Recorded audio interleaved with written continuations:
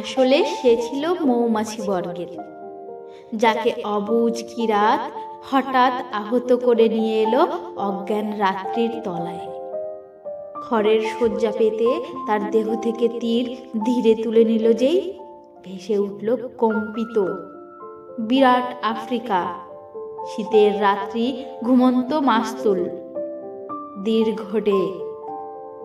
তারও আগে উড়ে যায় বাতাসে নির্ভার ব্যালকনি, আরো ভারহীন দেহ। কি যে হালকা! সমস্ত অর্পণী তখন উল্কায় ছিল। মনে আছে সেবার প্রত্যেক বন্ধুরা একসঙ্গে ছুটি কাটালে অক্সফোর্ড থেকে কাছে এক সহপাঠিনীর নিবিড় বাড়িতে, আর কেক কাটা হলো ঘিরে বসে। মোমবাতি, ইয়র্কশায়ারে খামার বানাবো ছোট্ট, লাল বাড়ি, ক্রিসমাস গাছে খেলনা, জাহাজের ভো, সাদা বুড়ো, সাদা শিশুরাও। লাজুক ছাত্রীর চোখ নিচু হয়ে এলো চুপিসারে। শিশুর প্রসঙ্গে এসে সঙ্গে সঙ্গে সত্যি জাহাজের তীক্ষ্ণ বাঁশি বেজে উঠল।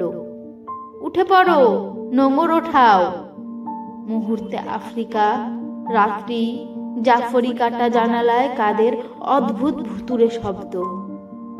নেমেছে মাস্তুলে চাঁদ। ঠিক তখনই কিরাত তাকে 3 দিন থেকে বিধে এনে নিঃসার শরীরখানি শুইয়েছে ঘরে।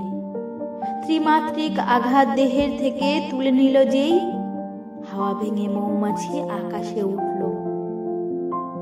আর সে কুয়াশা ওকে টেনে নিয়েছে নিজের মধ্যে। ভেবে দেখো কিরাত, কি জেনে তীর নিয়েছিল হাতে। হাওয়া আসছে কয়েকশো বছর থেমে থেমে। কুয়াশারা সরে এলো। কে যেন নামছে চুপ ঘরে, বেথেলহেমে।